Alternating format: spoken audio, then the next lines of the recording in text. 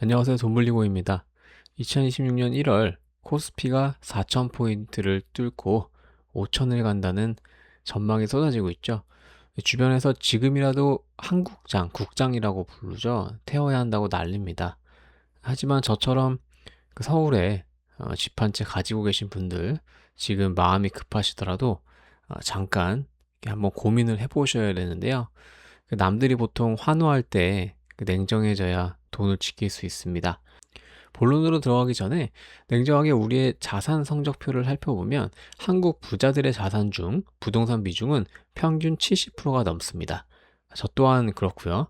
강남 아파트 한 채만 해도 수십억 하니까 문제는 주식까지 한국에 다 넣으면 내 전 재산의 95% 이상이 원화와 한국 경기에 묶이게 되는 겁니다. 이게 왜 위험할까요? 한국 경제가 기침을 하면 내 집값도 떨어지고 내 주식도 폭락하기 때문입니다. 한마디로 피할 곳이 없는 거죠. 한국 경제가 침체되면 모든 게 떨어진다는 거죠. 2008년 금융위기야 2022년 하락장을 기억하실 수 있을 텐데요. 부동산 가격이 흔들리고 거래가 끊길 때 유일하게 이 자산 가치를 지켜준 게 달러였습니다. 집값이 10% 빠져도 환율이 20% 오르면 달러 자산을 가진 사람은 전체 자산의 규모가 오히려 늘어났기 때문입니다. 그래서 부동산 자산가일수록 수익을 위해서가 아니라 내 집값을 방어하기 위해서 반드시 달러표 자산이죠.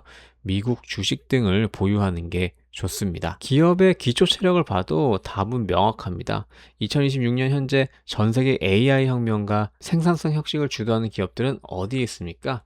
애플, 엔비디아, 마이크로소프트, 제미나이 등 모두 미국에 있습니다. 돈은 기업의 이익이 늘어나는 곳으로 흐릅니다. 단기적인 시세 분출은 한국에 강할 수 있어도 장기적인 자산 증식의 엔진은 여전히 미국에 있다는 사실을 부정할 수 없습니다. 따라서 저는 제 핵심 자금의 70에서 80%가 흔들림 없는 미국 ETF로 세팅을 하고 기본적인 S&P 500을 시장의 전체 안정성을 확보하고 나스닥 100으로 기술주 성장에 집중하는 전략입니다.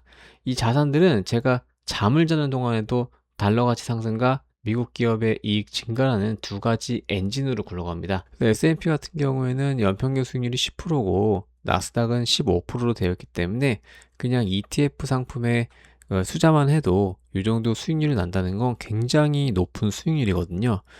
그렇기 때문에 그냥 사고팔고를 신경 쓰지 않고 그냥 매월 일부 월급의 일부 금액을 ETF에 투자를 하셔도 요즘에는 최소 10%, 15% 나는데 항상 변동성이 있기 때문에 이건 참고로만 활용해 주시기 바랍니다. 미국만 사고 한국은 사지 말라는 뜻이 아니라 지금 한국 시장이 분명히 기회입니다. 작년에 엄청나게 많이 올랐죠. 첫 번째로 돈의 흐름이 주식시장으로 많이 옮기게 되었고 정부의 파격적인 YSA 세제 혜택뿐만 아니라 은행에서 잠자던 수십조 원의 돈이 예탁금으로 들어오고 있습니다. 이거는 단타치고 빠지는 핫머니가 아니라 장기 투자 목적으로 들어오는 질 좋은 유동성일 가능성이 높은데요. 이 돈이 지금 코스피의 바닥을 강력하게 받치고 있고 금융투자기관이 지속적으로 최근 3개월간 매수하고 있기 때문에 아직은 고점을 논하기에는 이른 시점이 아닐까 생각합니다. 지금 환율이 1470원대입니다. 상당히 높은 고환율 시기죠.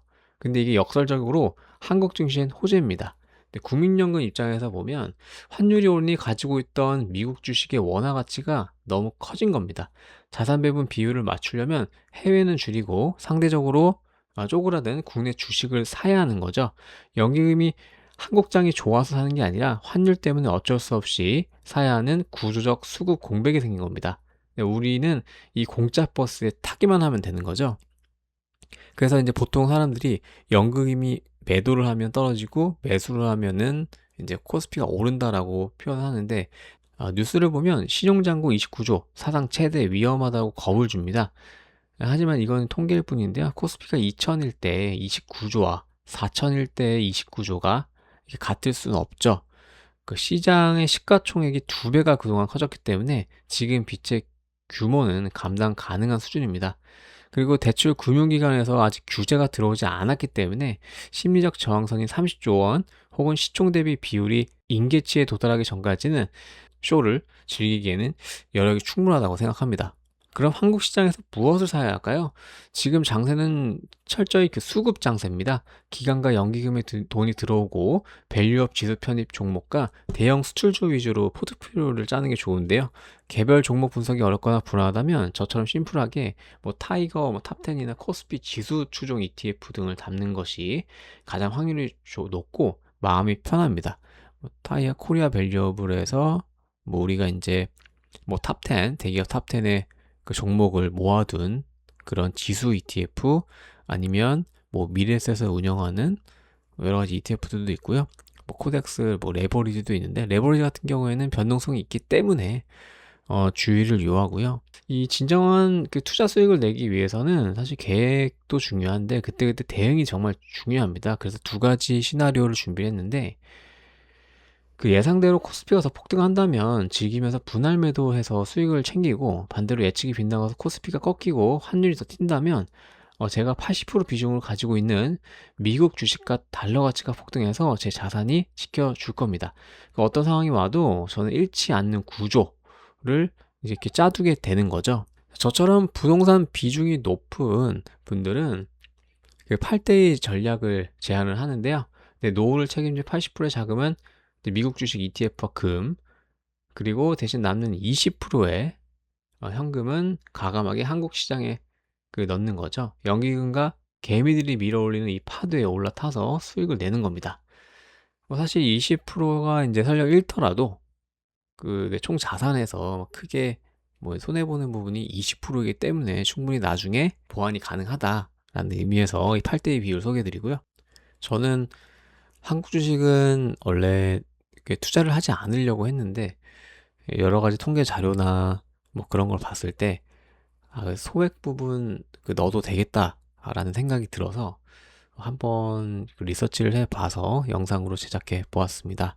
물론 당장 내일 제가 또 마음이 변할 수도 있긴 한데 이거는 현재 시점에서의 제 의견이기 때문에 그냥 참고만 하셔서 투자에 도움이 되셨으면 좋겠습니다. 감사합니다.